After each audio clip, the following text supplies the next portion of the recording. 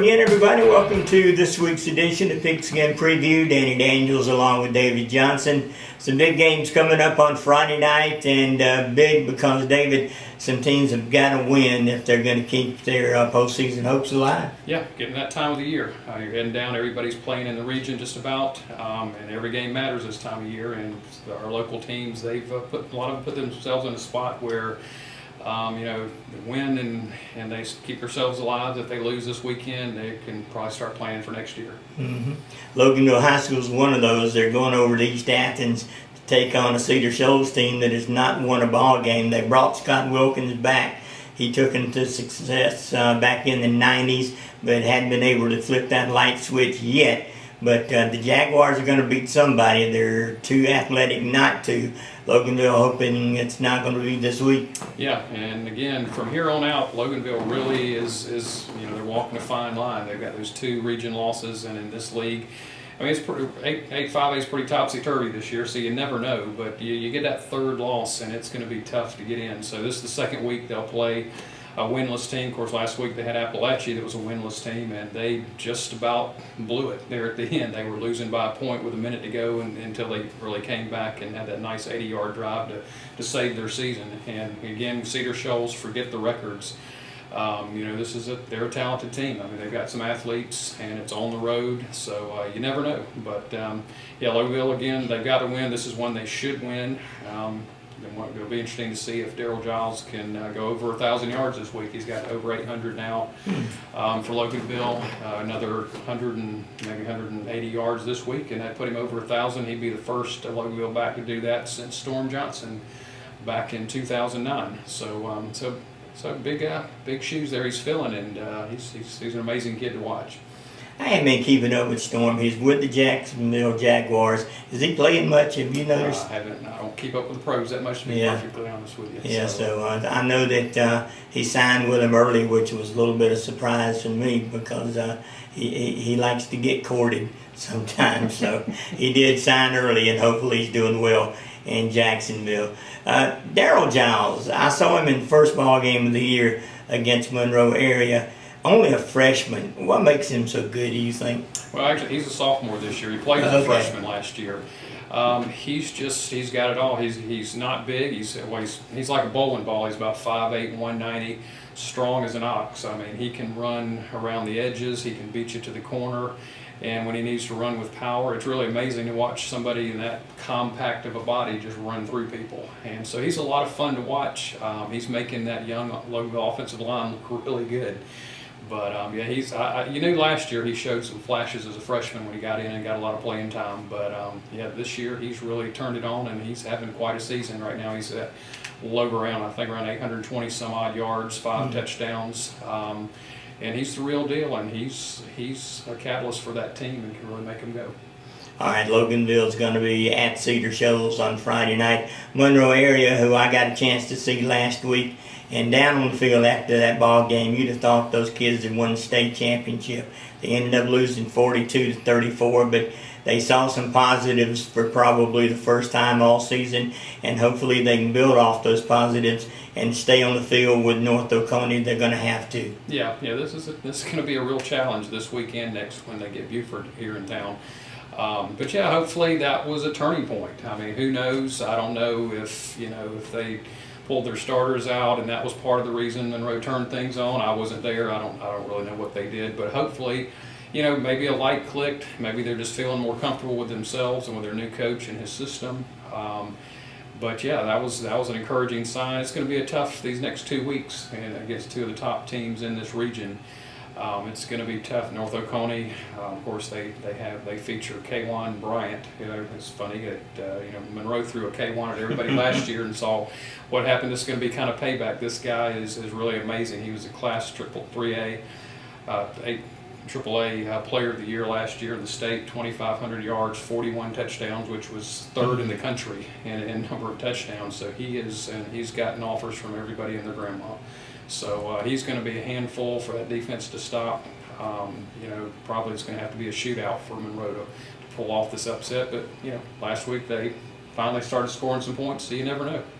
They're going to have to score some points. And that's one thing defensively, Monroe's still missing a lot of tackles. and against K1, they're not going to be able to miss any tackles and stay anywhere close to those Titans. I saw from the Monroe offense, you talk about new wrinkles, they are running a little bit of a different set and more of and I don't know if it's an option game or not, but they run more of a Georgia Tech looking set in the backfield, and they use a lot of misdirection. And with the quickness in camp and the others back there, it paid off against Stevens County. Whether that'll be the same case this week, we don't know, because I don't know what kind of athletes North Oconee has. Obviously, they got some good ones. Yeah, they got plenty of athletes there. That program has really come on even since they very first opened. I don't know how many kids they drew from Oconee County, but they stepped right up and started winning right away. So it's a good program. They're very disciplined and good, well coached, and yeah, it's going to be a real challenge for Monroe to pick up their first win of the season this week or even next. All right, we'll talk about Buford when we have to. George Walton Academy. Speaking of challenges and must-wins, the Bulldogs have really got their backs against the wall. Yeah, that slow start, they went 1-2, and that puts you really behind the 8 ball when it comes to. I mean, they're still in it as far as the region race goes. They could easily finish among the top 4 in Region 8A, but of course we know nowadays that doesn't mean anything, because everything in Class A, all that matters is the power ratings. So every single game matters, forget just region. And when they lost, they went 1-2. They fell back. They were in the 20s in the power ratings, and you got to get up to that 16 spot. So, and really after this week, they get Lakeview, which is a program that's really struggled and is not that strong in a game that clearly George Walton should win. But after that, things get a lot tougher. They have, Athens Christians, Athens Academy, and just their schedule picks up considerably. So they really need to win this week and then just hope for the best. All right, LCA is going to be at Griffin Christian School. LCA playing 2 games in 4 days. And I don't care who you are, that's tough. Oh yeah, that's tough, especially kids having to go to school and practice and watch film and get ready and game plan. That's tough for everybody. But that's what happens when they needed that league game, and they have to. We had the storms a few weeks ago that knocked a lot of these games out, and unfortunately they weren't able to get it in. So yeah, that's tough on anybody, especially this time of year. Yeah, Lions played Holy Spirit on Tuesday night, and now have to go on the road this Friday. So good luck to Andre King and his kids over in Loganville, and hopefully they can take both of them.